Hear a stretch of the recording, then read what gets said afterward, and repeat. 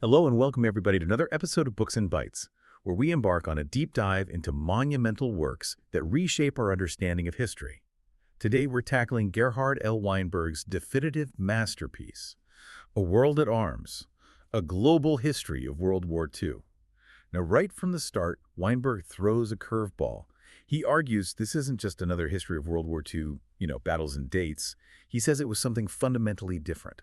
Not just about territory or resources, but driven by this really unprecedented intent, a total violent reordering of the whole planet. Exactly, and that's the core of it. When you connect this to the bigger picture, Weinberg puts it starkly. He says the real stakes were about which peoples would vanish entirely because they were believed inferior or undesirable by the victors. That line just stops you in your tracks. It tells you immediately, this isn't the war you learned about in basic history class. It's existential. Right. So our mission here in this deep dive is to really unpack that foundational idea. We'll follow Weinberg as he lays out the war's true global origins, how it expanded in such terrifying ways, those absolutely critical turning points, and its huge lasting impact. Think of it as getting you up to speed on a conflict that literally shaped the world we live in now, with all the surprising details and insights Weinberg brings.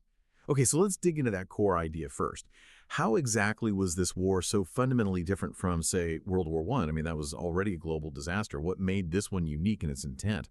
Well, Weinberg is meticulous about this. He argues that from the outset, the Axis powers, especially Germany, had a goal unlike anything before. He points right to Hitler's own words, May 23rd, 1939. Hitler says the war is not for the free city of Danzig, but for living space in the East. And Weinberg stresses this wasn't just rhetoric, it was a core strategic goal, a complete reordering based on race and ideology, which explicitly included, the elimination of entire groups of people. Recognizing that intent is crucial, Weinberg says, because it explains so much of what followed. It really begs the question, though, why wasn't this horrifying aim taken more seriously sooner?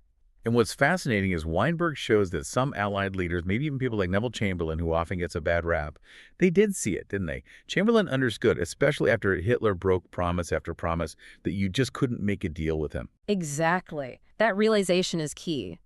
Weinberg argues it's why there was no repeat of the Munich Agreement in 1939, even though some in Germany might have hoped for one. The lesson of broken trust had been learned, painfully. It was clear Hitler's ambitions weren't negotiable, they had to be confronted. That understanding was sort of the first step in grasping the war's true nature. Weinberg also makes this really compelling point that, yes, Germany kicked off the Second World War in Europe in September 39, but major fighting was already happening elsewhere. How does that broaden our view? Oh, it's absolutely crucial. As Weinberg details, Japan and China had been fighting a brutal war since July 1937. And then there was the Nomonhan incident, or Khalkhin, between Japanese and Soviet forces on the Mongolian border starting in May 1939. That was intense, large-scale fighting tanks, aircraft often overlooked in the West, but it ended in a big Soviet win that really influenced Japan's thinking, pushing them south instead of north. But what's really interesting is Weinberg's insight that these conflicts, like the Sino-Japanese War, probably would have stayed regional, like the earlier one in 1894. It was Germany's actions in Europe that pulled Japan into the wider global conflict. It just highlights how interconnected everything was, driven largely by Germany's ambitions. Okay, so with that context, this unprecedented intent and the already global scope, how does Weinberg describe Germany's early strategy? How did they approach this expansion? Hitler's plan, as Weinberg lays it out, was chillingly step by step. First, take apart Czechoslovakia, then knock out France quickly, and then, the main event, the drive east into the Soviet Union. He was utterly convinced the USSR was weak, rotten from within because of what he called Jewish Bolsheviks. This mix of anti-Semitism and anti-communism fueled his whole vision for Lebensraum, living space, which meant conquering and ethnically cleansing Eastern Europe. Now, initially, he kind of hoped Britain might stay out or be dealt with later, but by 1935, he figured conflict with Britain was probably unavoidable, which, raises the question of how others reacted to this obvious aggression. And the tactics early on were just brutal, weren't they? Reflecting that intent. Weinberg details the bombing of Warsaw, then Rotterdam, later Belgrade. These weren't just military targets, they were terror attacks on civilians. And he connects this to horrifying things happening inside Germany, too. Absolutely. Beyond the battlefield tactics, Weinberg draws a direct line to the euthanasia program within Germany, the systematic murder of disabled Germans. It was briefly paused due to public backlash, but it continued secretly and, crucially, it created, as Weinberg puts it, experts in bureaucratic mass murder. These were the people and the methods later used in the Holocaust. It was like a horrifying practice run. At the same time, Germany was pushing weapon development, the Ju-88 bomber, which Weinberg calls a real wonder bomber because it was so versatile, fast, could dive bomb, fly reconnaissance, a huge asset early on. And they were actively preparing for gas warfare against Britain from those newly captured bases in France and the Low Countries. It sounds methodical, calculated. How did Mussolini's Italy fit into this picture? Italy jumped in formally on June 10, 1940, but as Weinberg points out, they were almost totally unprepared, strategically and militarily. It was pure opportunism seeing France collapse. That's what led President Roosevelt to make that famous dagger in the back comment. And Italy's failures, especially in North Africa later, became a real problem for Germany. They had to send help, which is how Rommel and the Africa Corps end up there, tying German resources to Italy's campaigns. And Weinberg doesn't forget the so-called neutrals, right? They played a role, too, sometimes unwillingly. Yes, definitely. Sweden, for instance, officially neutral, but supplied essential iron ore to Germany's war machine. Vital stuff. Spain, recovering from its civil war, quietly helped Germany, hoping to get Gibraltar back from the British. It shows this complex web of interests and pressures. Weinberg even mentions Germany trying to rope Lithuania into a scheme against Poland early on. Just shows the cynical manipulation involved. The early war definitely seemed to go the Axis way. Rapid victories, that brutal efficiency you mentioned. But Weinberg pinpoints a time when things really started to shift. What were those key moments? Yeah, the tide definitely turned. A huge factor, Weinberg argues, was the invasion of the Soviet Union, Operation Barbarossa, in June 41. It started with massive German successes. Hitler expected a quick collapse, but it didn't collapse. The Red Army, despite horrific losses, showed incredible resilience, and the sheer size of the country just swallowed up the German forces. By late 41, it was obvious this wasn't ending quickly. It was going to drag on, bogging down Germany's main army, burning resources, and completely messing up Hitler's global timetable.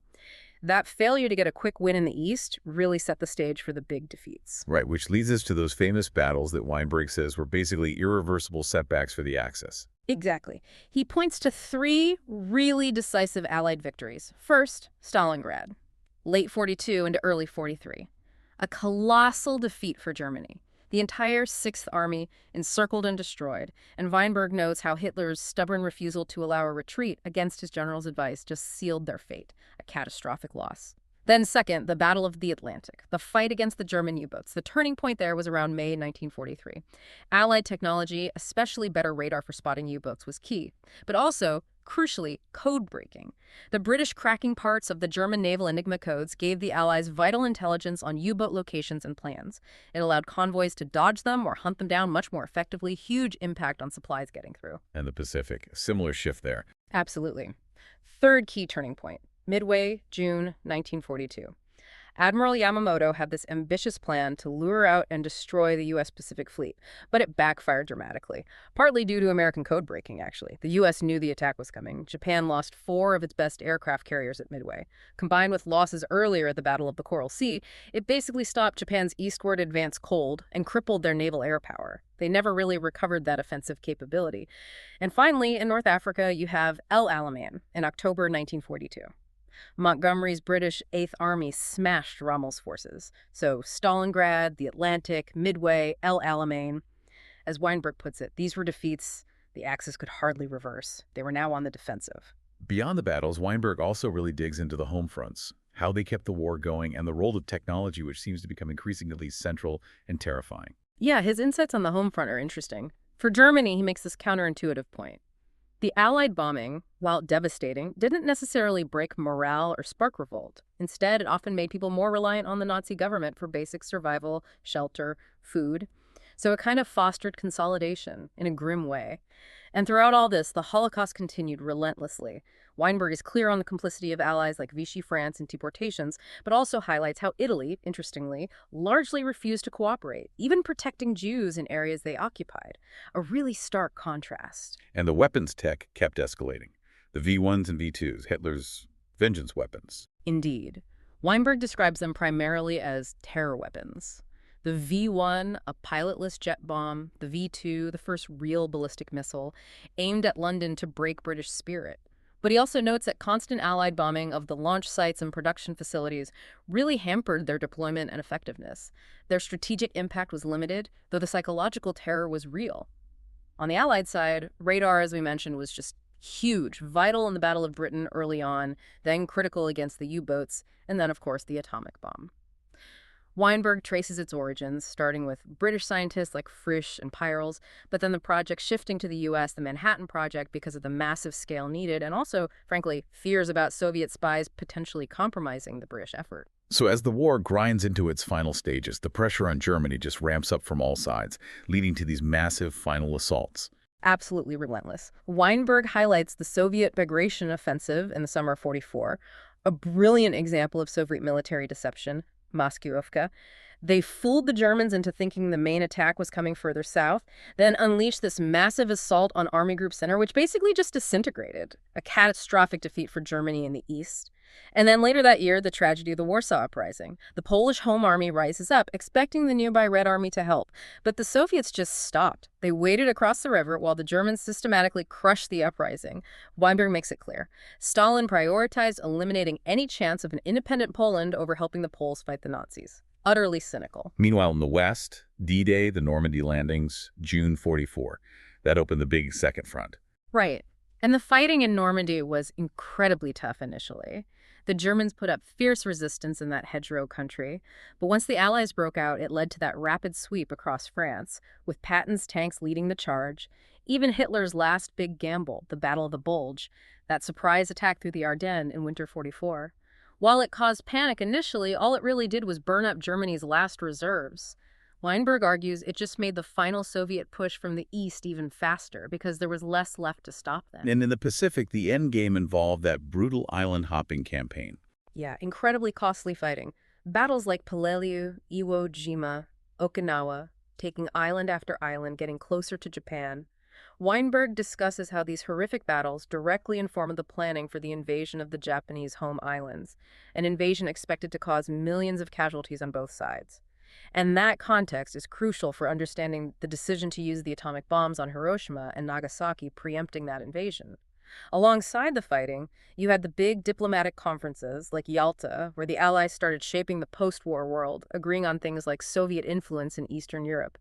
And finally, Weinberg stresses the importance of unconditional surrender, no negotiated peace. This was vital, he argues, to prevent any kind of stab-in-the-back myth from taking hold in Germany or Japan, unlike after World War I. So pulling it all together, looking back through Weinberg's lens in A World at Arms, what's the big picture? What does this massive history really tell us about World War II and its legacy? Well, this deep dive really hammers home that World War II wasn't just another war. It was truly cataclysmic, fundamentally reshaping the entire globe in ways we're still dealing with.